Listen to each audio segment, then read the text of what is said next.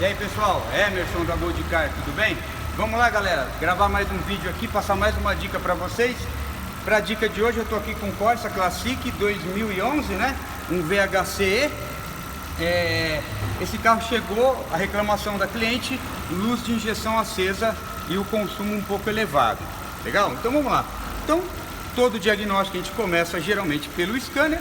Passamos o scanner e estava dando 2 DTC. Sensor de temperatura do ar, de admissão e válvula de purga do canister. Fomos investigar. Então vamos lá.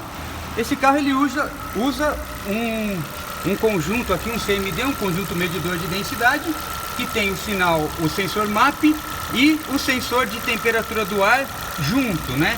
Agregado nele. Então, acompanhando as leituras com o scanner, a gente já viu que a temperatura do ar estava dando menos 37 graus. Então isso já justifica o que? Aí depois medimos o canister e ele estava com funcionamento ok. Mas o porquê dava canister? Pessoal, é assim, o canister ele serve para quê? Para reaproveitar os gases que evapora do tanque de combustível. Ponto de ebulição da gasolina a partir de 40 graus, do álcool 60, por isso que o carro a álcool não tem o canister, ok? Então, por onde o módulo pega a temperatura para saber qual a temperatura aproximada ambiente ou a temperatura na admissão, por onde passa o combustível, da temperatura do ar. Se ele perde a temperatura do ar, ele não tem referência para acionar o canister. Como ele não aciona o canister, por estratégia de funcionamento, ele também dava falha no canister. Você viu? Às vezes induzindo ao reparador a fazer uma troca indevida de uma peça. Então, primeiro momento, a gente resolve o problema do CMD e avalia o canister, é o que a gente vai fazer. Tá? Então, esse CMD aqui ele é de 4 fios. Geralmente a gente fala muito em treinamento que uma boa ferramenta, às vezes sem você saber o que você espera do sinal, não resolve muita coisa. Só que a gente vai ganhando experiência e como você aprende como as coisas funcionam, a gente começa... Às vezes, mesmo sem uma literatura técnica, a gente tem o Dr. IE, dependendo do sensor, a gente já sabe como funciona, não precisa abrir a literatura. E o osciloscópio é fantástico por isso, você consegue achar os sinais que aquele sensor trabalha sem ter o risco de estragar. Então aqui, se a gente sabe que é um sensor que vai MAP e ar junto, e eu tenho 4 fios, eu tenho terra, eu tenho 5 volts, e eu tenho 2 sinais, sinal de temperatura do ar, sinal da pressão do coletor, ok? Então, é o que eu vou encontrar. Então assim, no treinamento eu até falo, a gente tem que ensinar para o aluno como que as coisas funcionam, para ele não depender de uma literatura desse tamanho. Não adianta no treinamento eu colocar uma literatura de 5, 10 mil páginas, que amanhã entra um carro novo e ele não vai ter aquele sensor. Só que como ele sabe como as coisas funcionam, como ele aprende isso no treinamento, ele não precisa ter. Então vamos lá, ó. Então aqui o que eu vou fazer? Ó? Aqui no meu canal 1, eu tô aterrado aqui. Desculpa, o eletroventilador ligou, ó. Eu tô com uma ponta aterrada e aqui eu vou descobrir como que funciona aqui, ó. Então eu tenho 4 fios, ó. Eu vou espetar aqui no fio, aqui no terminal número 1. O que eu tenho na tela do scope? 0, então é terra. Não tenho nada, é aterramento. Não tenho resistência, não tenho voltagem. Bacana? Eu vou aqui pro segundo fio. Ó, eu vou pro segundo fio, encontrei 2,5. Esse conjunto medidor já foi substituído. No segundo fio eu tinha 5. E a alimentação desse sensor é no terceiro. Então eu não posso ter 2,5. Quer dizer, o sensor de temperatura do ar recebia 5 e não soltava o sinal de aproximadamente 2,5 para a temperatura de 40 graus mais ou menos, que é o que a gente tem agora na admissão.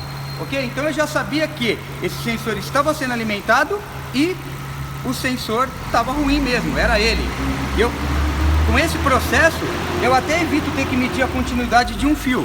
Se eu olhar só para o scanner, sem o osciloscópio, eu vou ter que medir uma continuidade. Por quê? Porque eu posso ter um fio rompido. Eu medindo na saída do sensor, eu já é conclusivo. O scope já me dá uma conclusão. Então aqui é um sinal analógico contínuo, eu não vou ter alteração, ao menos que essa temperatura vá alterando, isso vai alterando para cima ou para baixo. Beleza? Aí eu vou para o terceiro fio, olha lá, eu vou para o terceiro fio dele, aonde eu tenho 5, que é a alimentação positiva dos 2 sensores. tanto de pressão como de temperatura. Bacana? E aí eu vou pro terceiro, pro quarto fio, o último verde, aonde eu tenho o MAP. Mas como você sabe que esse é o MAP e o outro não? Porque eu sei que o MAP em marcha lenta vai dar uma amplitude aqui de sinal menor e você pode acelerar para ver. Vou acelerar, o Rafa vai mostrar.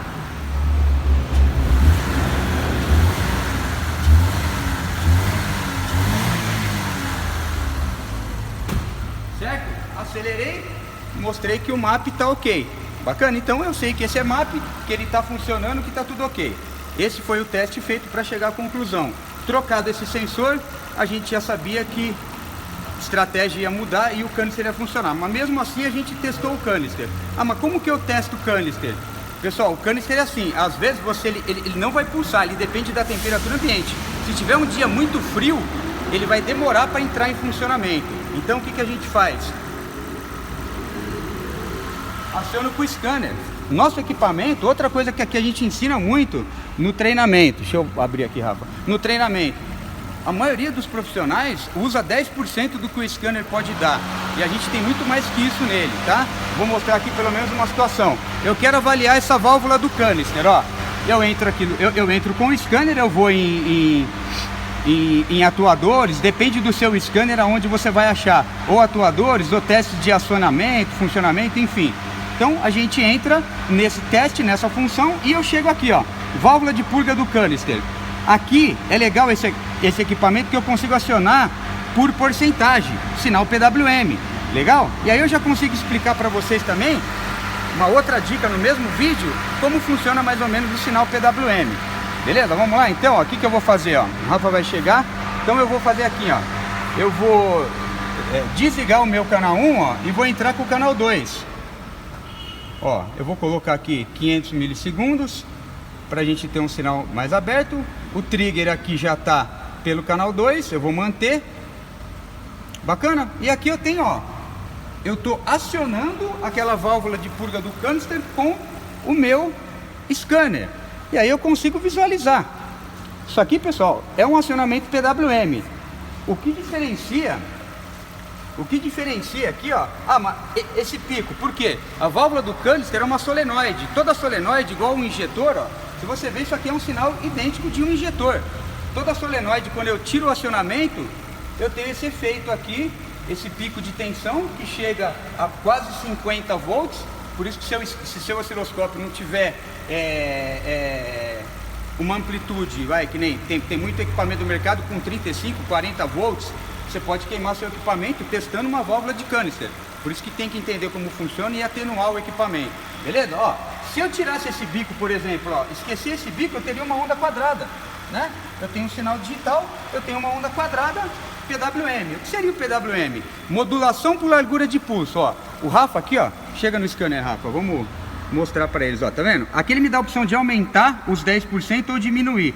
Ó, no momento que o Rafa aumentar, você vai ver que a gente vai começar a modular. Isso aqui é um acionamento por negativo, ok? Liguei o contato, carro desligado, eu tenho 12. Eu tenho bateria lá no canister. Então, se eu tenho bateria, ligo o carro, o módulo, ele aciona, é um transistor NPN. Transistor é um acionamento por negativo. Então eu vou acionar esse atuador por negativo. Então o que vai modular? Vai modular o negativo. O tempo que o negativo. O 12 é constante, então o Rafa vai jogar 20%, ó. Vocês vão reparar que ele vai, ó, aumentei. Deixa eu subir um pouquinho aqui o sinal, Rafa, para deixar no meio da tela, aí fica mais fácil, ó. Então, agora eu tenho 20, 80, esquecendo isso aqui, 20, 80, ele vai pôr 30 agora.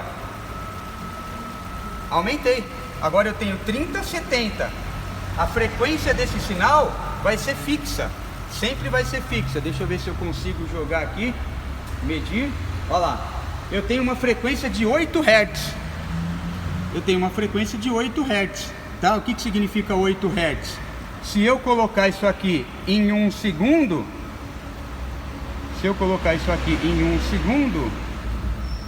vai acontecer 1, 2, 3, 4, 5, 6, 7, 8. 1, 2, 3, 4, 5, 6, 7, 8. Vai acontecer 8 vezes por segundo, que é uma frequência de 8 Hz, ok? Vamos voltar aqui para o nosso sinal. Olha lá, então vamos lá. Beleza, então o Rafa vai chegar agora, ele vai jogar, olha lá, mostra lá, Rafa, está em 30. Ele vai, ó, eu vou jogar 40. Joguei 40, 40, 60. Joga 50, 50, Rafa. Joguei 50, agora eu tenho 50% acionado e 50% desacionado. Então aqui, quando eu estou em positivo, como ele é um acionamento por negativo, quando eu estou em positivo é o tempo que ele está desligado e ele modula pelo negativo. Agora o Rafa vai diminuir, ó. Vai diminuir, eu começo a aumentar o positivo e diminuir o negativo, porque é um acionamento por negativo. Olha lá, diminui mais,